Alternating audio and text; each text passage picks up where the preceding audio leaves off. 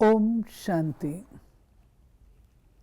आज 10 दिसंबर 1992 बाप दादा के अव्यक्त रूप से चले हुए मधुर महावाक्यों पर मनन और चिंतन करेंगे। मुरली का विषय है पूर्वज और पूज्य की स्मृति में रहकर सर्व की अलौकिक पालना करो। आज विश्व रचयिता बाप अपनी श्रेष्ठ रचना को देख रहे हैं। सर्व रचना में से श्रेष्ठ रचना आप ब्राह्मण आत्माएं हो, क्योंकि आप ही विश्व की पूर्वज आत्माएं हो। एक तरफ पूर्वज हो, साथ साथ पूज्य आत्माएं भी हो। इस कल्प वृक्ष की फाउंडेशन अर्थात जड़ आप ब्राह्मण आत्माएं हो। इस वृक्ष के मूल आधार तना भी आप हो। इसलिए आप सर्व आत्माओं के लिए पूर्वज हो। सृष्टि चक्र के अंदर जो विशेष धर्म पिता कहलाए जाते हैं, पहले हम इतना ले लेते हैं जो बाबा ने कहा कि आप जड़ में भी हो और तने में भी हो। तने में ब्राह्मण तो नहीं है, तने में देवताएं हैं, लेकिन बाबा ने किस रहस्य से कहा? बाबा कहते हैं कि आत्माओं की बात हो रही है ना, कि जब परमात्मा सृष्टि पर अवतरित होते हैं तो वो 3 धर्म रचते हैं। एक ब्राह्मण, एक देवता, एक क्षत्रिय, यानी संगम युग, सतयुग और त्रेता। इसलिए बाबा कहता है कि तना कहाँ तक रहता है। पहले तो जड़ होती है और जड़ का बीज से कनेक्शन होता है वृक्ष में भी। तो आप भी परमात्मा बीज से डायरेक्ट संतान हो। जड़ बीज से डायरेक्ट निकलती है। टाल टालियाँ कोई बीज से डायरेक्ट नहीं निकलती। बड़ी बड़ी शाखाएं भी बीज से डायरेक्ट नहीं निकलती। तो बाबा यही बता रहा है, पूर्वज कौन होता है? जो सबसे पहले हो, अपने से पहले होने वाले को पूर्वज कहते हैं ना। अब जैसे ब्रह्मा बाबा है, उसको लोग ग्रेट ग्रेट ग्रैंडफादर कहते हैं।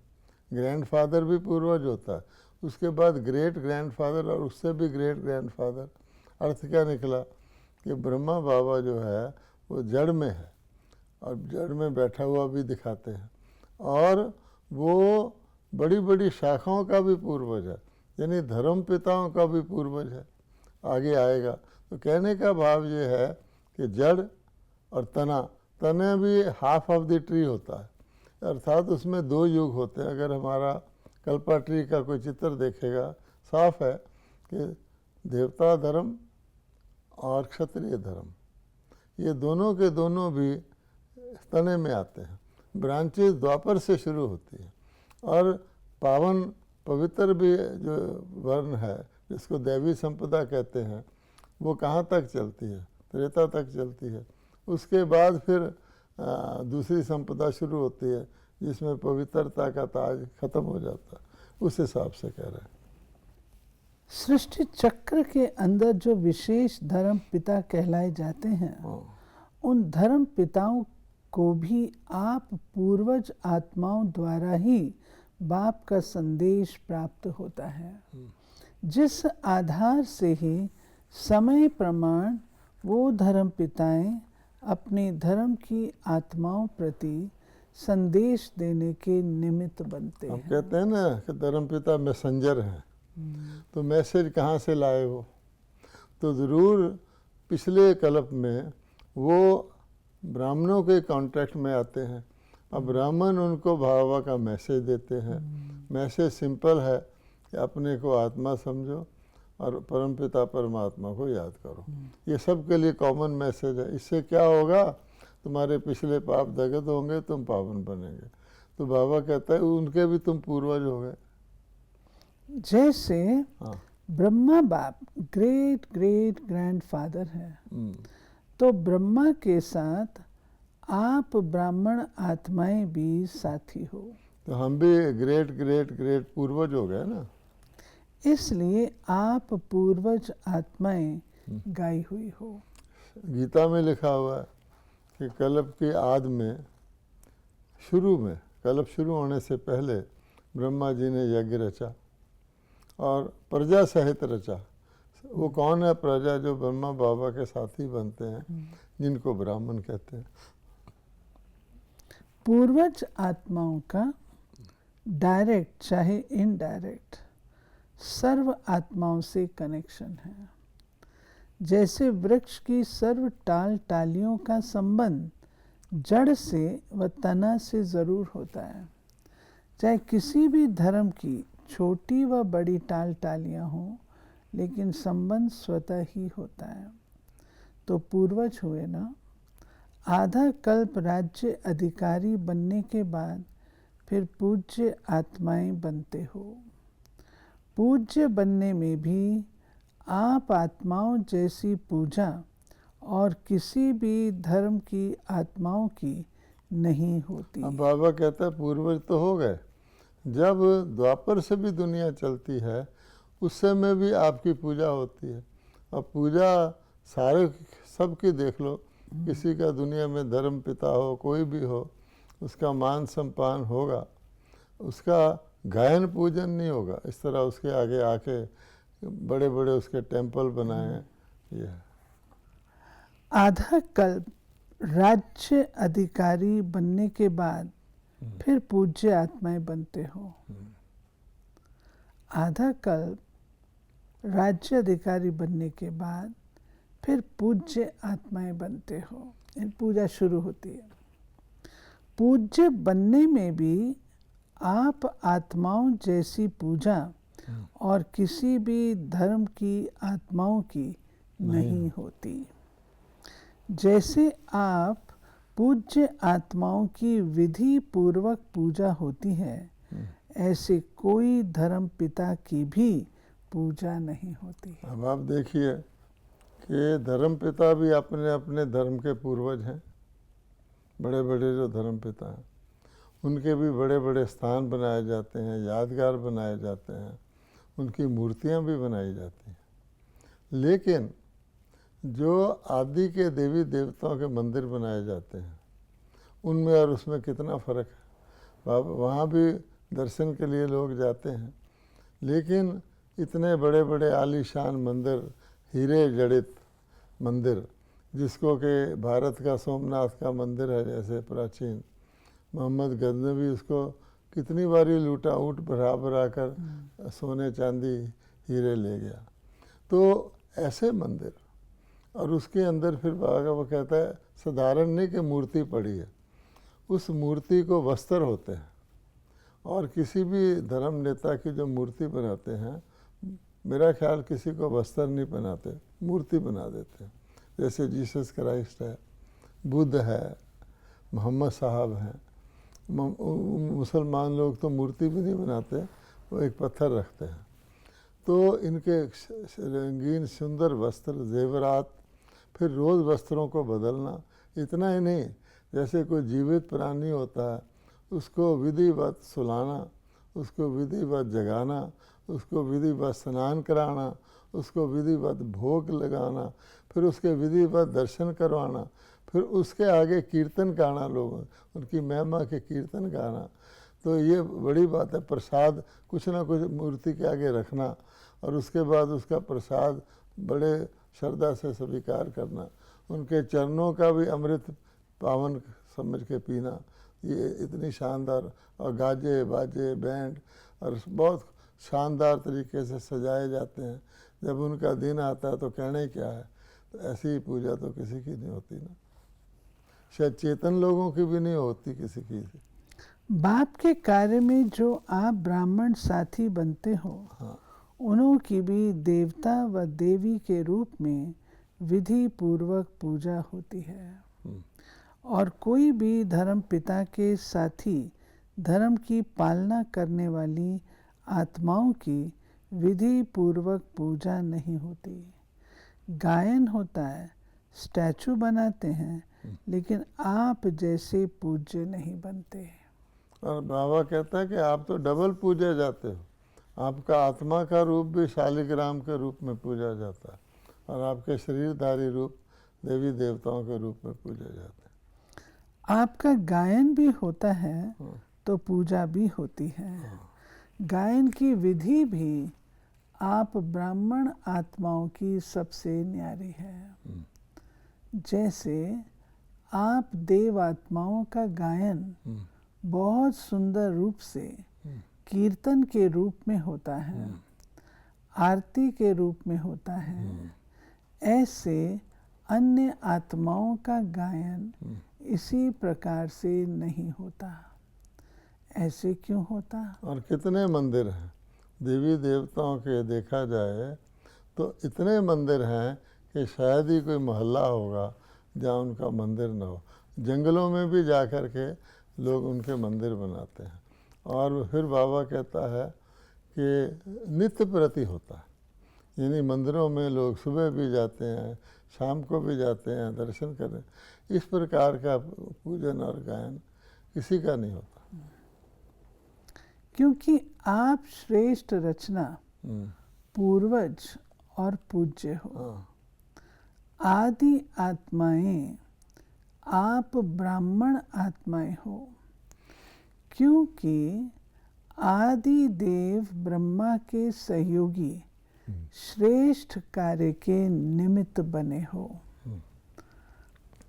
देवी देवता जो हैं, गायन, उनका जो गायन है, कितने भजन बने हुए हैं, कितने कीर्तन लोग उनकी महिमा में करते हैं। और ना केवल उनके देवस्थान बने हुए हैं, बल्कि घरों में लोग, घरों में भी उनके छोटे छोटे मंदिर अपने अपने घरों में बनाते हैं। राजे महाराजे बड़े बड़े मंदिर बनाते हैं, वहाँ उनकी मूर्तियाँ रखते हैं। और उसके बाद हर घर में भारत के उनके चित्र रखते हैं और उनके आगे रोज़ धूप जलाते हैं और आरती ज़रूर करते हैं, घंटी बजाते हैं, आशीर्वाद लेते हैं। इतना बड़ा गायन किसी का होता है ना। अनादि रूप में भी परम आत्मा के अति समीप रहने वाले हो।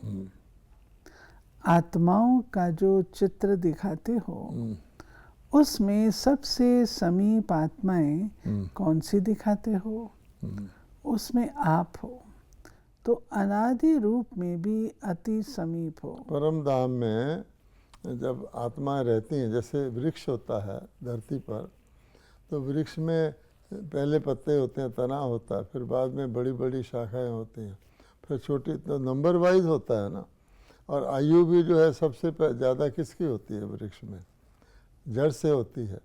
और जो बाद में आते हैं उनकी तो आयु कम हो जाती है ना। लेकिन बाबा कहते हैं आत्मा रूप से भी जो आप भगवान का साथ देते हो, है ना, निराकार रूप से, अनादि रूप से, तो परम धाम में देखो सबसे ऊपर परमात्मा, उसके ऊपर ब्रह्मा विष्णु शंकर, उसके बाद श्री लक्ष्मी श्री नारायण, और उसके बाद भगवान कहता है 8, 108, 16,000, 9 लाख। तो फिर उनकी उसी प्रकार से वृक्ष बनता है। फिर त्रेता युग आ जाता है, तो फिर श्री राम सीता, और उसके बाद 12 राजगद्दियों के जो कहते हैं 33 करोड़ हो जाते हैं अंत तक, वो सब का झाड़ है। तो सबसे नज़दीक कौन हुआ? जो ब्राह्मण थे, 9 लाख तक। तो अनादि रूप में भी अति समीप हो। हाँ, जिसको डबल विदेशी कहते हैं, नियरेस्ट एंड डियरेस्ट। हाँ, ऐसे अपने को समझते हो। ये टाइटल ठीक है कि नियरेस्ट, सबसे नज़दीक रहने वाले, समीप रहने वाले, साथ रहने, और सबसे प्यारे, वही समीप और साथ रहते हैं। पूर्वज का क्या काम होता है? हाँ, पूर्वज सभी की पालना करते हैं। बड़ों की पालना ही प्रसिद्ध होती है। तो आप सभी पूर्वज आत्माएं सर्व आत्माओं की पालना कर रहे हो, या सिर्फ अपने आने वाले स्टूडेंट्स की, व संबंध संपर्क वाली आत्माओं की पालना करते हो। सारे विश्व की आत्माओं के पूर्वज हो व सिर्फ ब्राह्मण आत्माओं के पूर्वज हो। जो जड़ व तना होता है वो सारे वृक्ष के लिए होता है या सिर्फ अपने तना के लिए होता अब है। देखिए बाबा ने क्या शानदार मिसाल दिया है। आप अपनी स्थिति हैं और अपना आसन जहाँ रखोगे वहीं आप सेवा करोगे।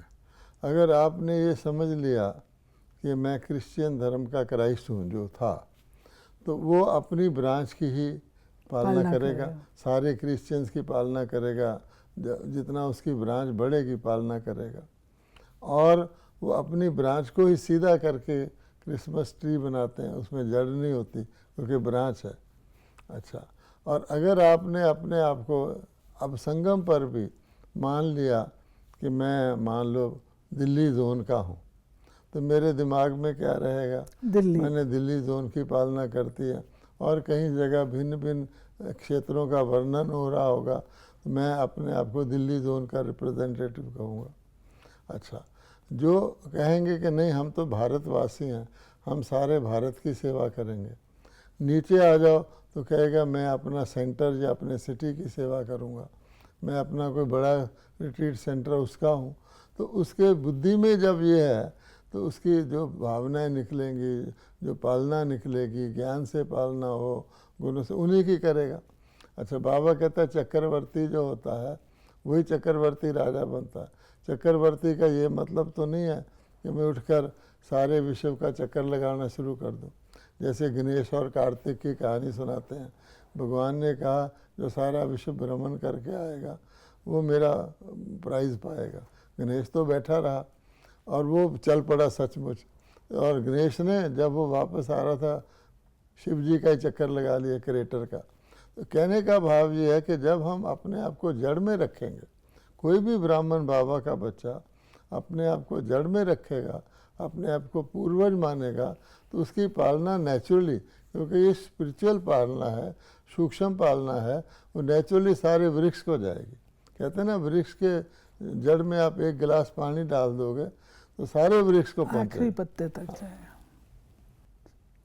जड़ अथवा तना द्वारा सारे वृक्ष के पत्तों को पानी मिलता है। वह थोड़ी टालियों को पानी मिलता है, सबको मिलता है ना, लास्ट वाले पत्ते को भी मिलता है। इतना बेहद का नशा है। और जड़ बल्कि अपने लिए कुछ नहीं रखती, ऊपर पास ऑन करती रहती है, स्वयं गीली रहती है नेचुरली। वह बेहद से हद में भी आ जाते हो। कितनी सेवा करनी है, हर एक पत्ते को पानी देना है, अर्थात सर्व आत्माओं की पालना करनी है। अब जैसे किसी के बहुत बड़ा परिवार हो, बहुत बड़े बच्चे हों, तो वो सबका पालना करेगा ना।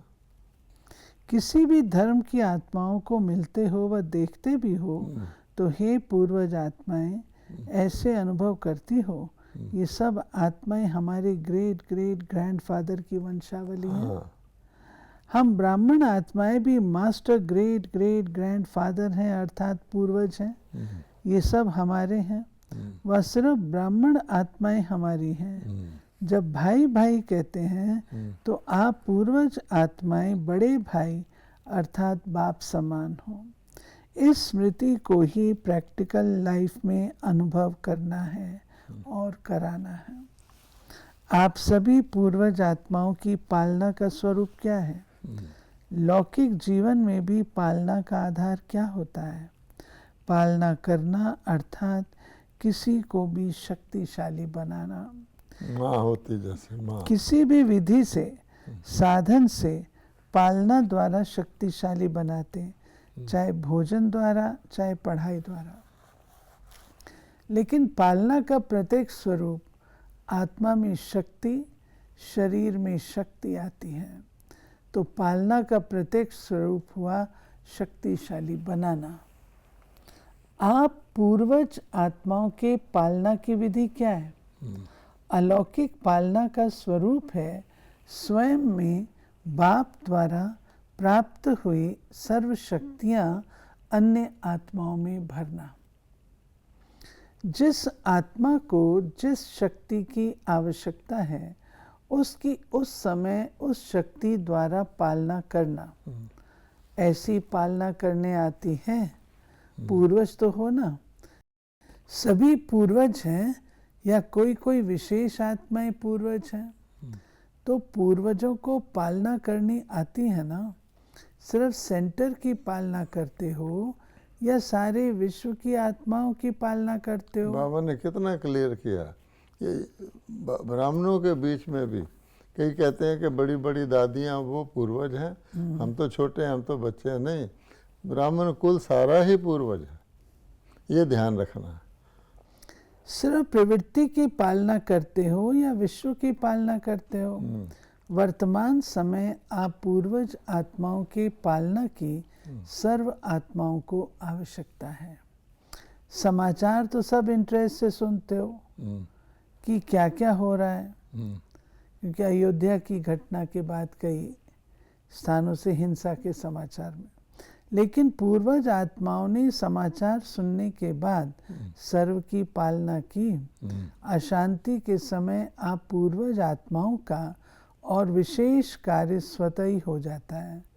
तो हे पूर्वज, और विशेष हो जाता है। अपनी पालना की सेवा में लग जाओ।